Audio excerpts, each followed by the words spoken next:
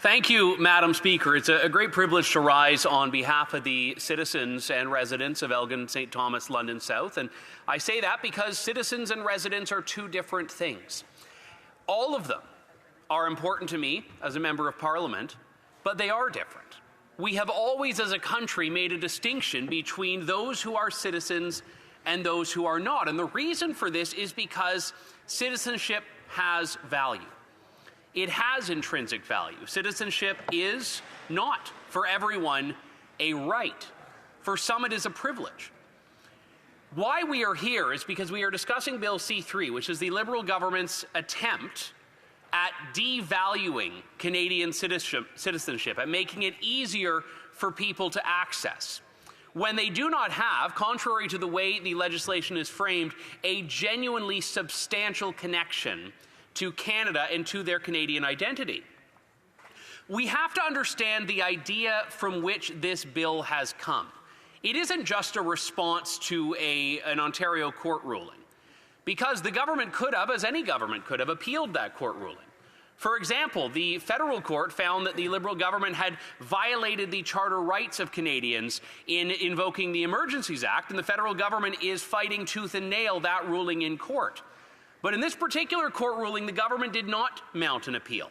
They did not combat it. They have accepted at face value some of the court's arguments, and they've expanded now in C-3 beyond what the court even sought as a way to make Canadian citizenship easier for people to access, make citizenship by descent easier, even for people that do not have a truly substantial connection to Canada.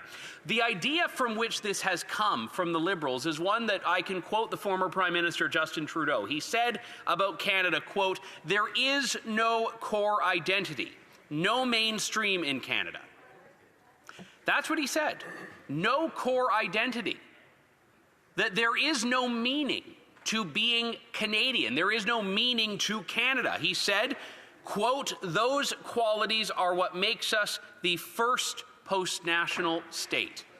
Post-national state, a country without a national identity, without a core heritage, without a shared belief about what this country is. Now, we have heard the Minister of Canadian Identity not even able to describe what Canadian identity is. We have heard the current Prime Minister unable to describe what Canadian identity is, except to make it relative to American identity. We are Canadian because we are not American. No, we are Canadians because we do have a shared set of values, which are tremendously important and which we should, as a country, be so proud of.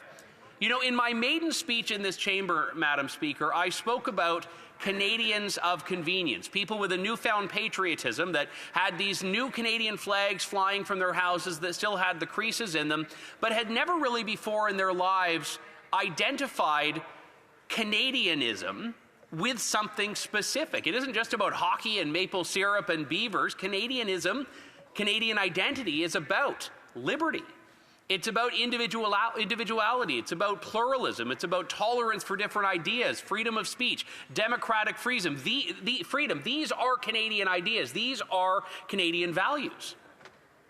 So when we try to strip this away from what it means to be a Canadian, we are left with the question of what does it mean to be a Canadian citizen, and a Liberal government that is trying to make only tenuous connections between Canada and Canadian citizenship for people around the world.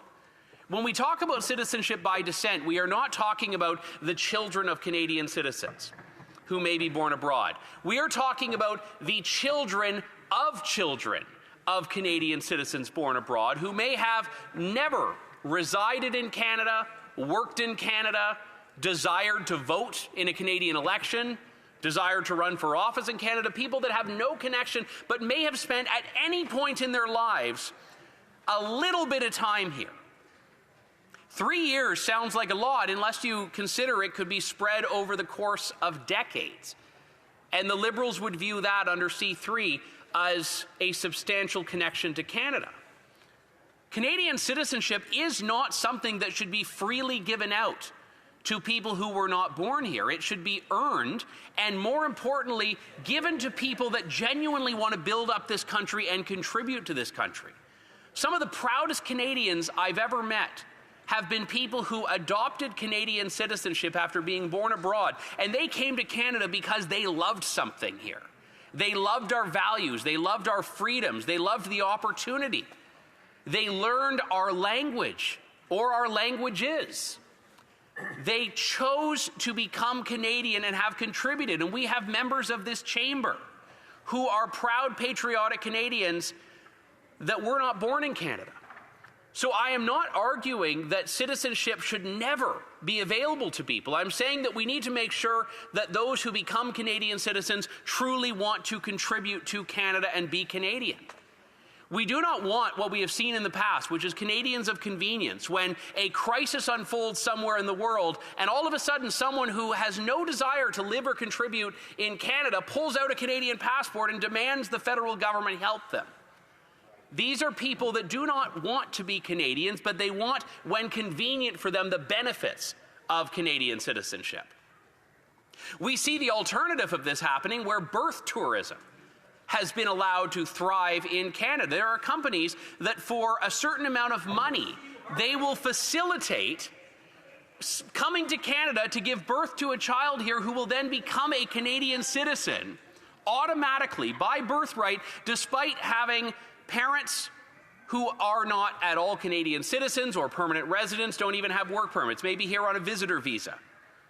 Maybe international students, temporary foreign workers, people whose relationship with Canada is temporary. And when we put forward this amendment at committee to ensure that birth tourism would not be permitted as a path to Canadian citizenship, it was rejected by the Liberal government. The Liberal government, who, by the way, had many members, including the Minister of Immigration, say before this House at second reading that they will entertain amendments at committee.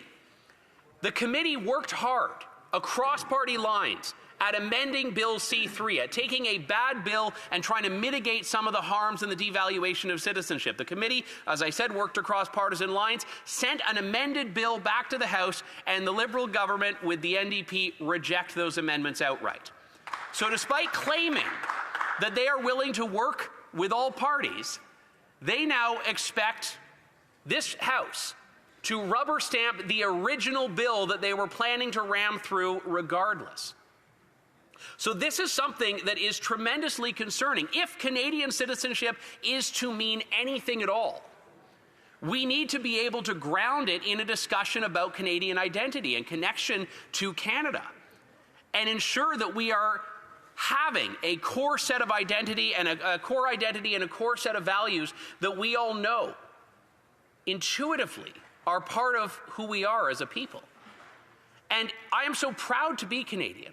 And as I said, Madam Speaker, I have spoken to so many people who have spent generations in this country with their families, and people that have come here for the first time as a child or even as an adult and become Canadian, and every iteration in between.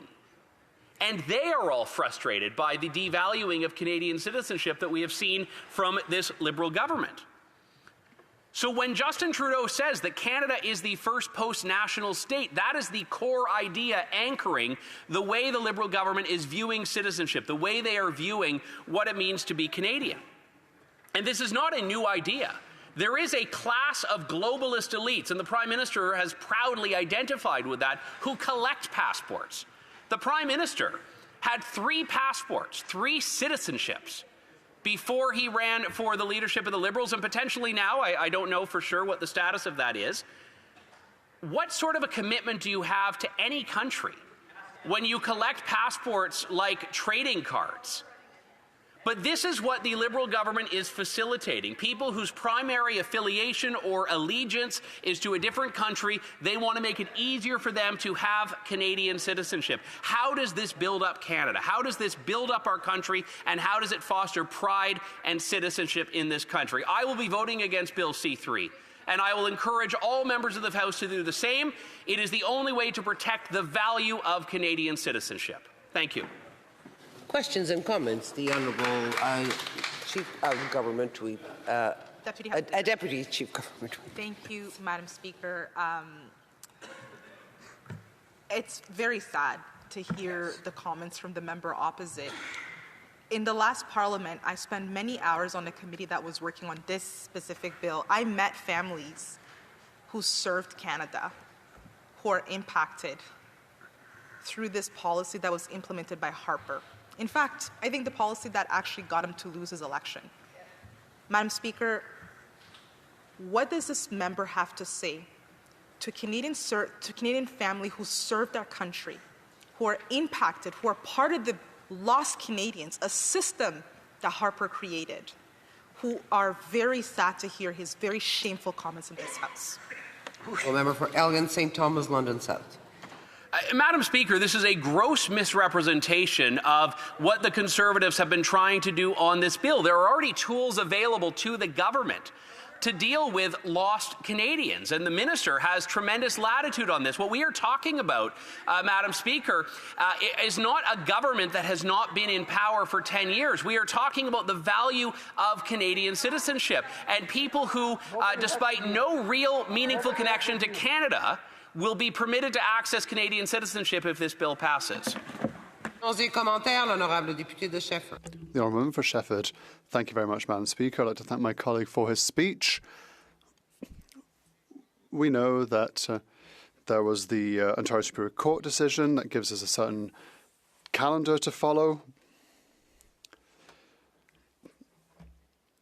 We are in a time crunch, so what would happen if this bill isn't adopted before the calendar deadline? The Honourable Member for Elgin, St. Thomas, London South. Thank you, Madam Speaker. And I don't think that we should allow external pressures to force something through that is imperfect. And I will say, je remercie mon collègue pour sa... I'd like to thank my colleague for her question. I have a lot of respect for Quebecers that have these conversations on the identity, on identity and nationality. Quebecers understand their heritage and have a clear definition, an idea of who they are. What bothers me in the Liberal approach is that they don't believe that there is a Canadian identity. They believe that Canada is a post-national country, which is dangerous. It jeopardizes what it means to be a Canadian citizen. Honourable Member, Scarborough, Warburn. Yeah, Woburn. Thank you very much, Madam Speaker, and thank you to the member for his intervention today. He talked a lot about Canadian values and what our Canadian identity is. I'm a big supporter of diversity in this country. I'm a big supporter of equality and, of course, building an inclusive society. Does the member agree that those three elements are part of Canadian identity, and is it something he personally supports? The Honourable Member for Elgin, St. Thomas, London South. I love how much of a range of people and backgrounds and beliefs there are from this country. And it's interesting, when the Liberal government talks about the value of diversity, they never promote diversity of thought and diversity of opinion, because that's a form of diversity that they don't particularly go for, Madam Speaker. And I hope the Liberal government will truly back off on its attempt to censor and restrict what Canadians say online. Questions and comments. Questions et commentaires. The Honourable Parliamentary Secretary to the Government House Leader. Yes, thank you. Madam Speaker, I'm wondering if the member can give an indication on whether or not he believes that there is a birthright for individuals that they should be getting their citizenship in certain situations, such as a substantial connection. Does he believe that that would justify issuing on a second generation? Here. Honourable Member for Elgin, St. Thomas, London South. Well, the question at hand, Madam Speaker, is what constitutes a substantial connection? And again, the Conservatives worked across party lines in committee to beef up this definition, because we do not believe that the one in C3 adequately ensures there is a substantial connection to Canada. I most certainly believe that Canadian citizens should be invested in our country. I think that's absolutely not disputed, certainly by our side.